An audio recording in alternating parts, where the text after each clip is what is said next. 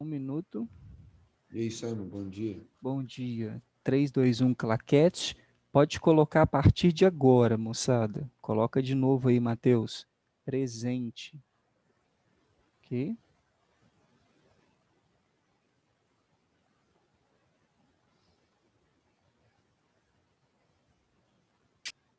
Muito bem.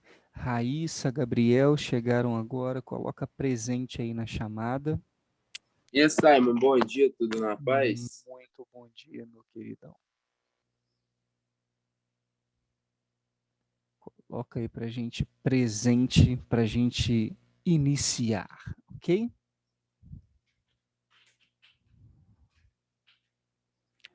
Nosso assunto tá tranquilo agora, muito tranquilo. Vamos falar de dois princípios da óptica completamente teóricos. Então tá bem sossegado aqui para a gente trabalhar. Só me organiza, você que está copiando bonitinho, né? Vê se eu coloquei letra A lá na propagação retilínea da luz. Tenho quase certeza que foi isso, mas me organiza aí. Foi isso, não foi?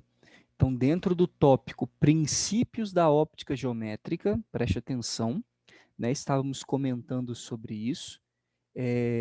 Esses princípios da óptica geométrica, nós temos três princípios no geral, ok?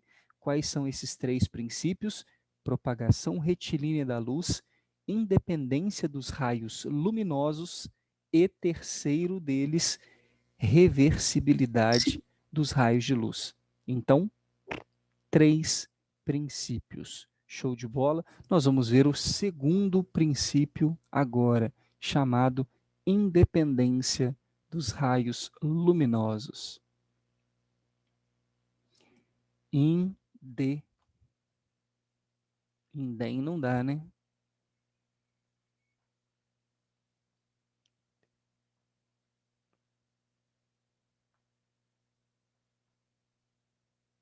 Que palavra grande, né? Independência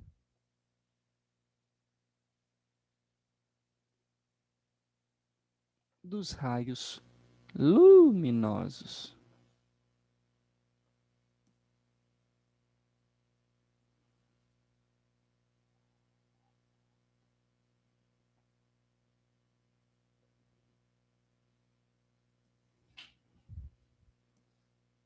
Tá aí. Vamos admitir uma galerinha aqui. Acho que a Júlia Rabelo está com dificuldade para adentrar.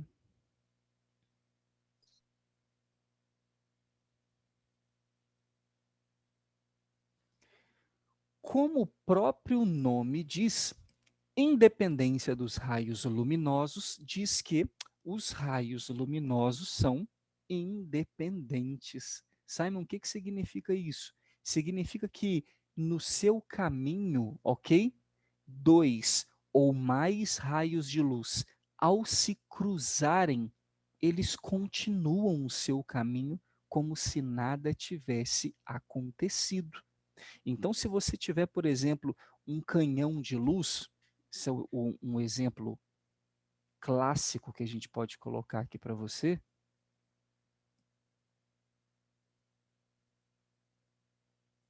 Aqui, ó. Nós temos aqui o chão, filé, e aqui nós temos três canhões de luz.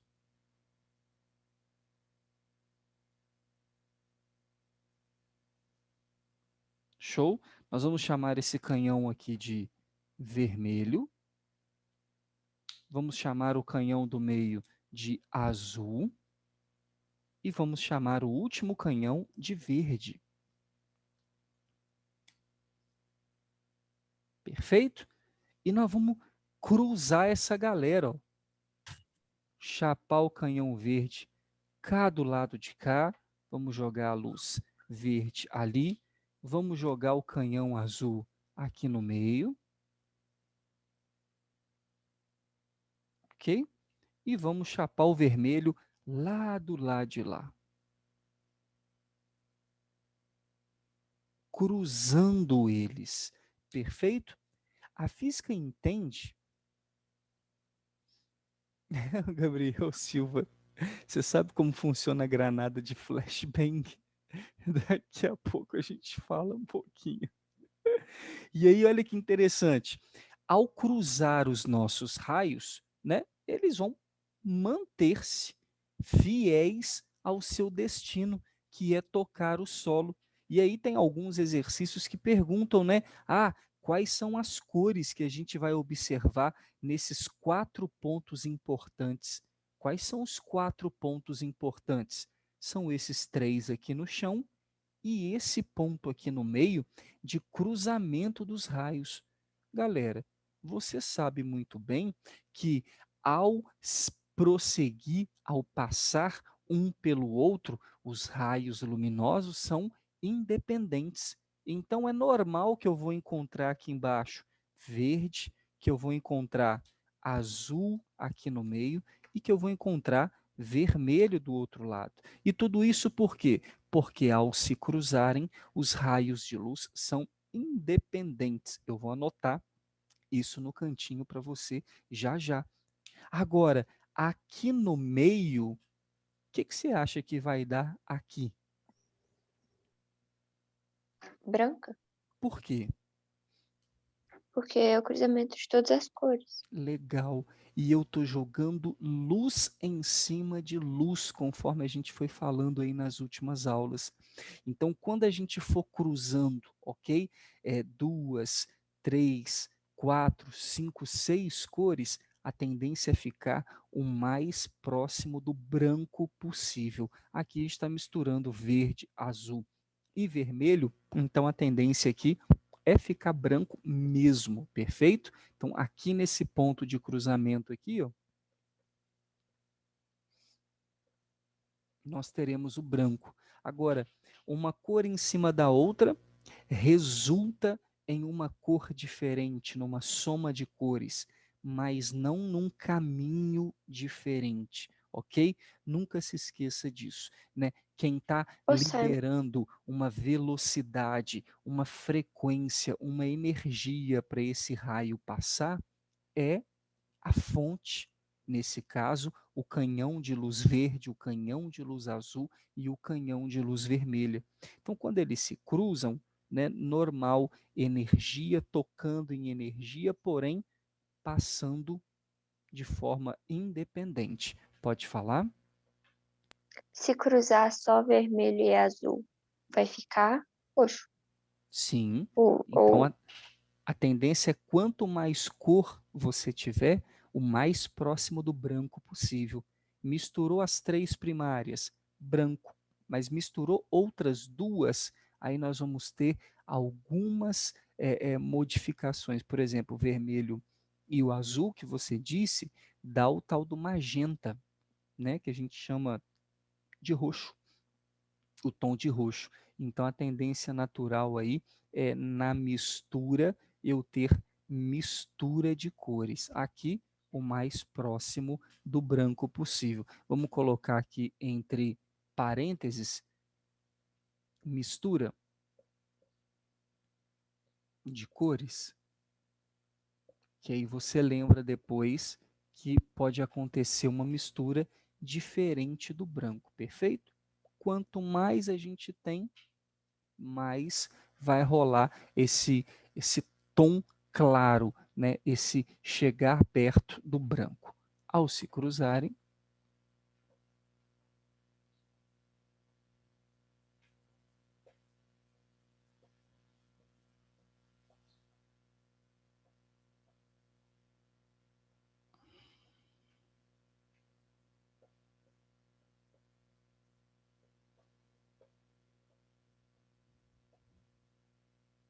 os raios luminosos não interferem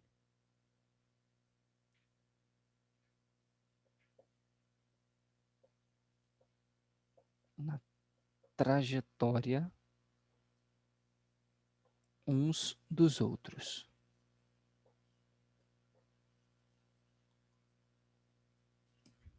Show? Tá aí o que nós chamamos de princípio da independência dos raios luminosos. Bem tranquilo, né? Bem tranquilão aí para vocês.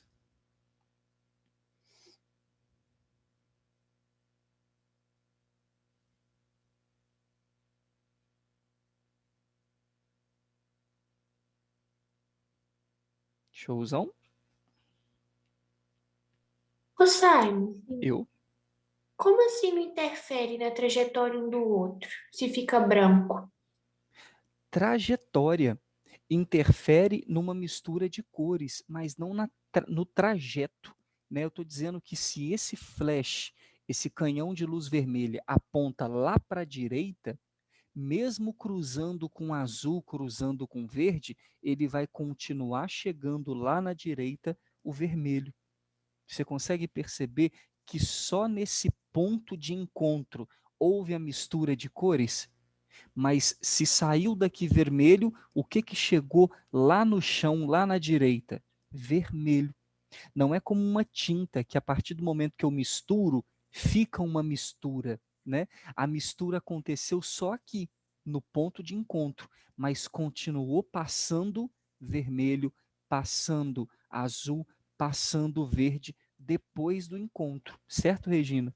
Só aonde houve o encontro, acho que foi a Regina mesmo que me perguntou, só onde foi o encontro do raio está acontecendo naquele momento, naquele instante, né, de forma instantânea, a mistura de cores.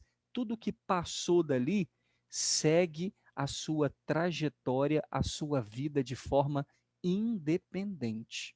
Ok? Ficou mais claro? Sim, obrigada. De nada. Então, quando a gente fala isso, a gente está falando para você de independência de trajetória, ok? Sempre, né, falar dessa parte aí.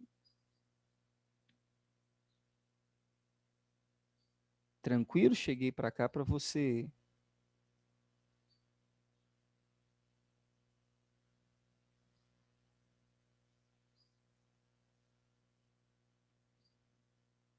tirar um print e terminar de copiar.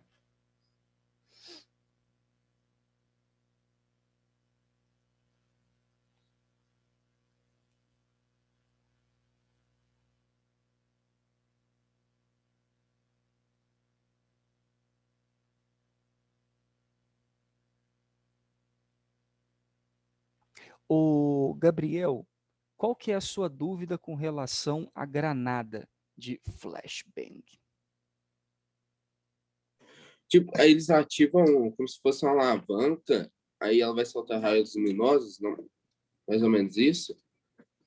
Como Ma- que é o funcionamento dela? Mais ou menos isso. E sabe o que que é interessante? Vou voltar aqui para cá, tá, moçada? Se alguém não terminou de copiar, depois fala comigo direitinho aí. O mais interessante é que, diferente da outra granada, ela é feita com grandes buracos para a passagem de luz, né? E passagem de som, mas ela é dura, ela é resistente. Por quê? Porque na hora da explosão, ela é uma granada de atordoamento, ok, moçada? É assim que ela é chamada, granada de atordoamento. Depois a galera fala flashbang porque flash da luz e bang do som. Então é para dispersar a multidão. Dispersar a multidão como?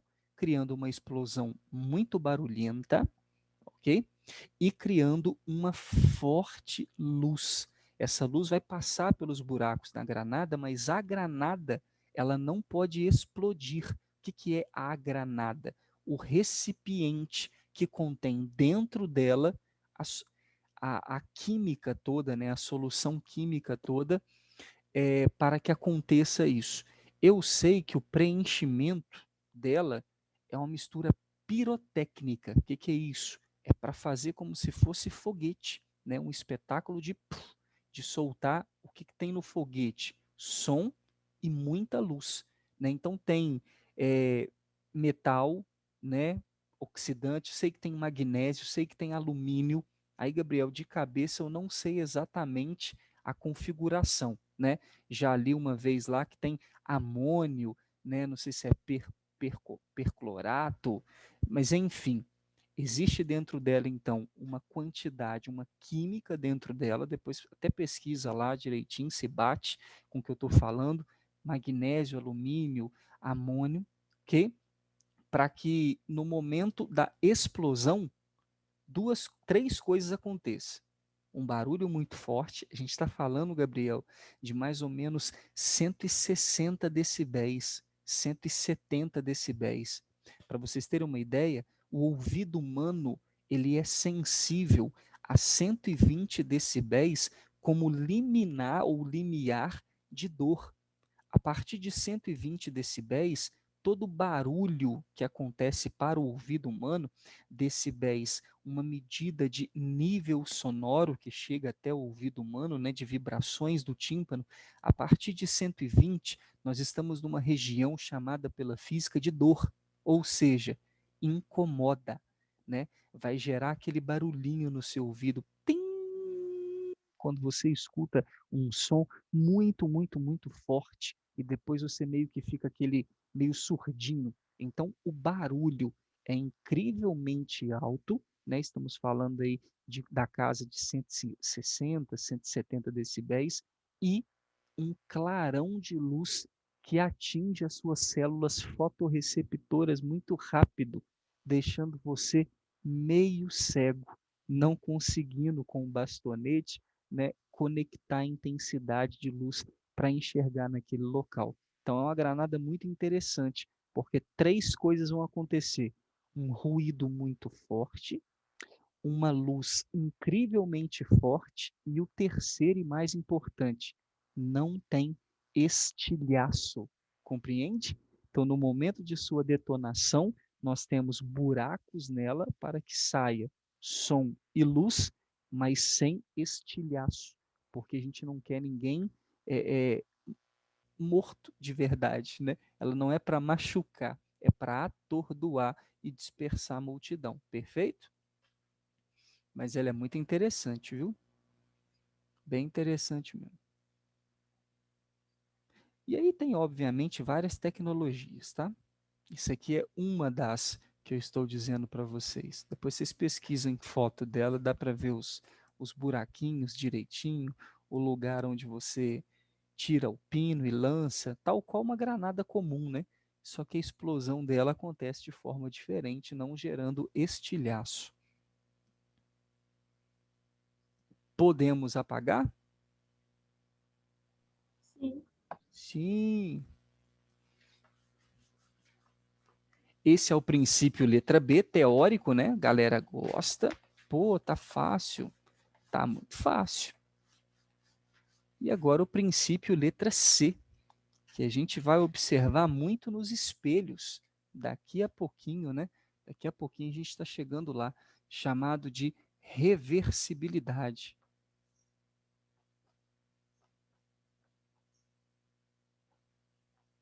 Dos raios de luz.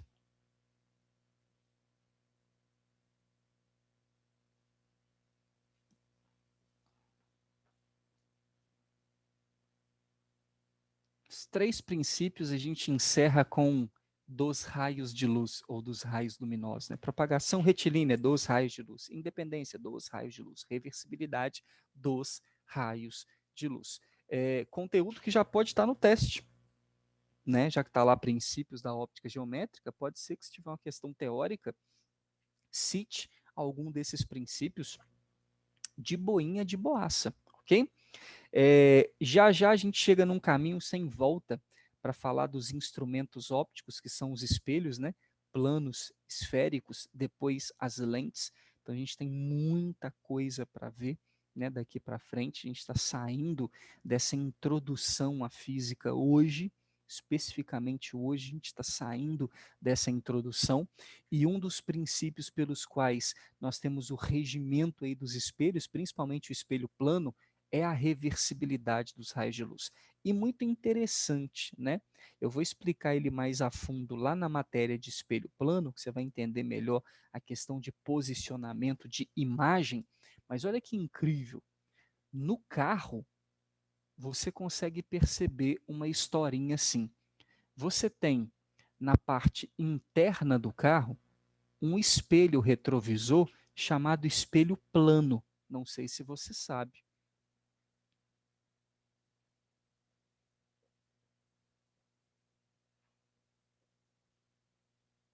Aonde ele está? Dentro do carro, né? Aquele espelhinho central. Os dois espelhos do carro laterais são esféricos, são chamados espelhos convexos, né? A principal função dos espelhos laterais é diminuir o tamanho da imagem. Para quê, Simon? Para aumentar o campo de visão. Então a gente vai conseguir ver muita coisa dentro daquele espelhinho das laterais do carro, mas o espelho central, ele é plano. Ele garante dos objetos que você enxerga uma imagem simétrica. E aí você tem aqui na frente do carro um motorista, perfeito? Ao lado aqui do motorista, o carona, e lá atrás, os passageiros. Tanto de um lado, atrás do motorista, quanto no meio, quanto do outro lado. Mas eu vou colocar aqui do lado para você. E é interessante, você sabe, se você estiver lá atrás do carro e quiser conversar com o motorista, e geralmente a gente gosta de conversar olhando para a pessoa, é muito do ser humano isso, né? A tendência natural é que você olhe para enxergar a face, os olhos do motorista ali no espelho. E o motorista também, quando vai conversar com você, para não virar para trás e correr o risco de sofrer um acidente, ele também costuma olhar ali dentro. E não é interessante o fato de o motorista olhar para o espelho e ver o seu rosto, e você olhar para o mesmo espelho e ver o rosto dele. Isso tudo passa pelo princípio de que para que você enxergue ele e ele enxergue você, está acontecendo um fenômeno chamado reflexão. Claro, né?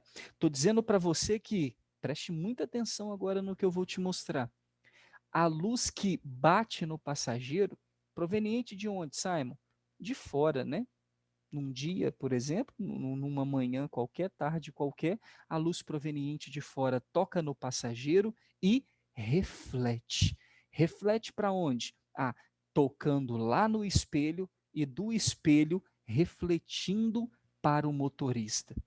Nesse caminho que eu acabei de mostrar para você, o motorista está enxergando o passageiro, porque para enxergar é necessário que a luz que vem da pessoa chegue até os seus olhos. Então, olha o caminho que eu estou fazendo. A luz toca no passageiro, reflete, toca no espelho, reflete e chega até o motorista.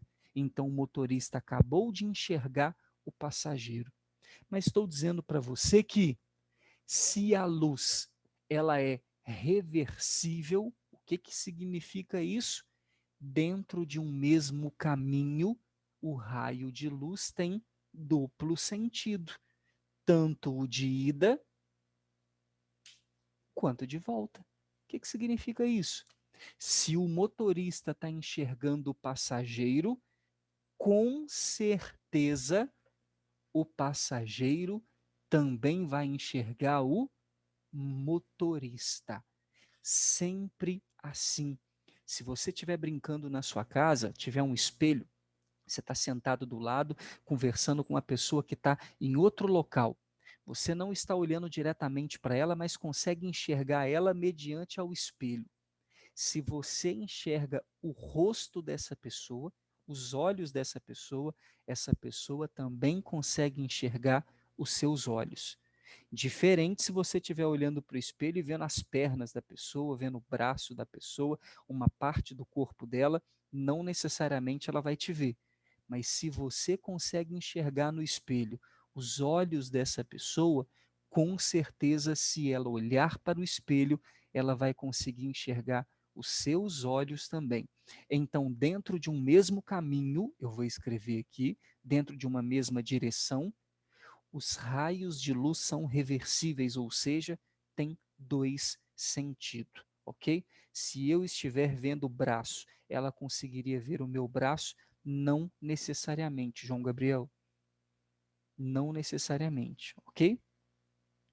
Não necessariamente. Se você estiver vendo o braço dela, ela vai conseguir enxergar. Não, porque aí você está num campo de visão dela, a gente vai ver isso lá na matéria de espelho plano, mas não necessariamente ela esteja no seu campo de visão.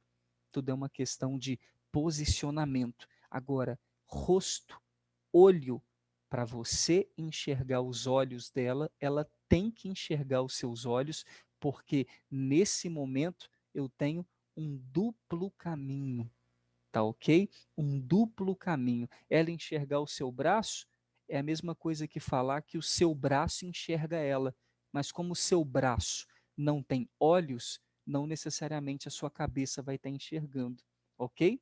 Então, por isso que essa questão que você me colocou, João Gabriel escreveu, se eu estiver vendo o braço, ela consegue ver o meu braço?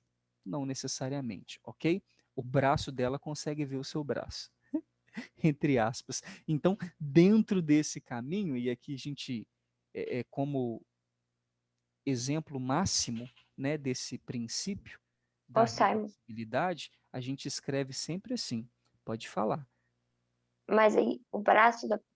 Se tivesse olhos, o braço dela conseguiria ver os olhos dele ou o braço dela conseguiria ver o braço dele?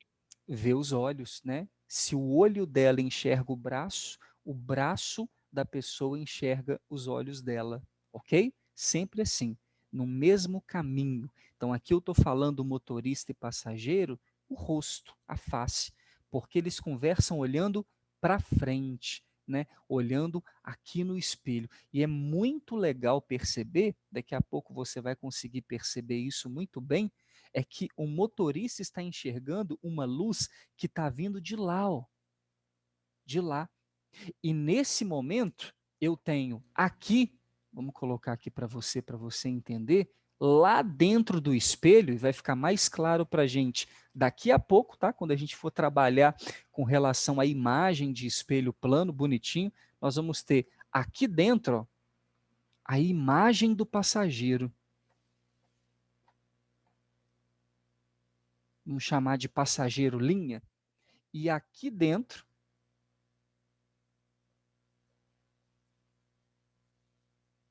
a imagem do motorista. Vamos chamar de motorista linha. E é muito legal se você perceber o desenho nesse formato, é que o motorista, ao olhar para o espelho, ele está olhando ali, ó, nessa direção. Então, se você perceber o raio que chega para ele, não é esse, né? Vem daqui, claro, mas a direção do raio de luz que chega para ele é essa daqui.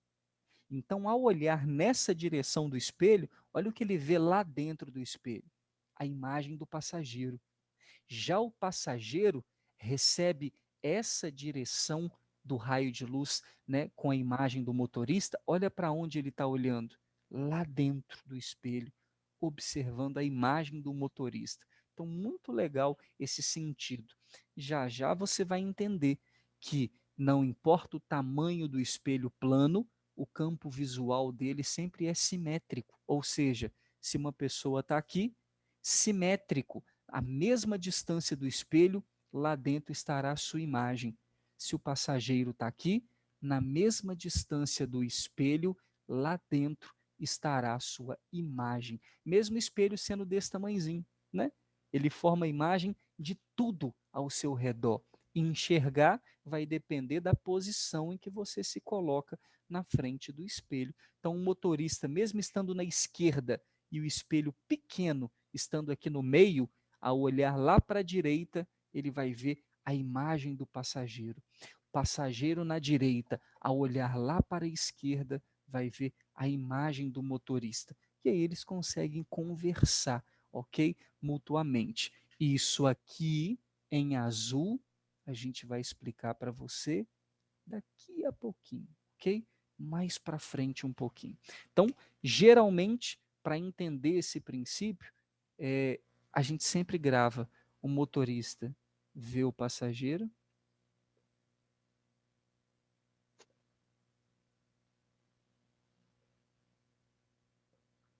e o passageiro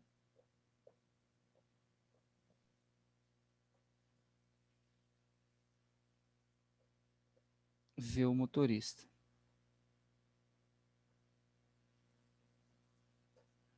Tá aí, ok? Essa é a forma que a gente vai gravar.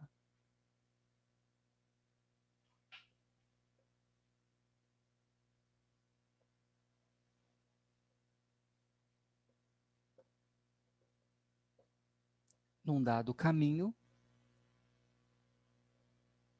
o raio de luz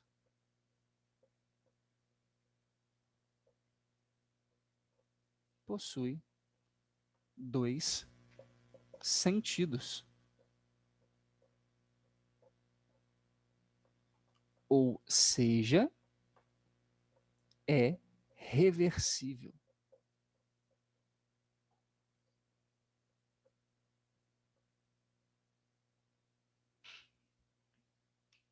Muito fácil.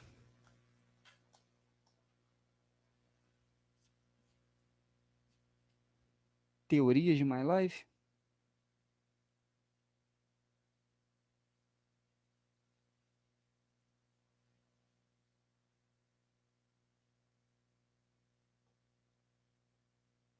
Tira o printones aí. Termina de copiar. Quem é de copiar?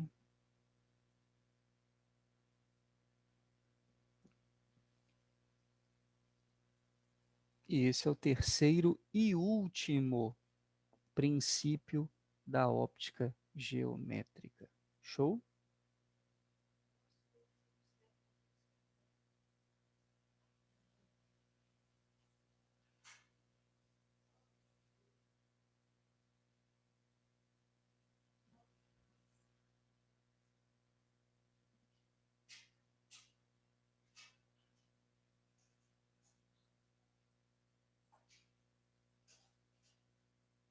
Terminou aí de copiar? Printou? Espera aí, sabe?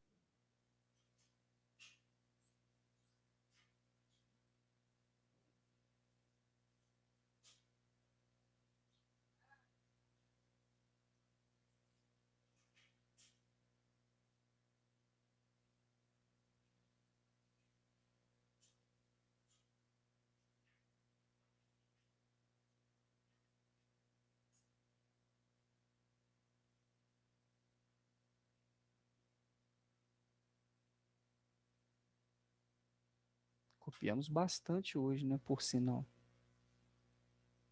Mais um dia.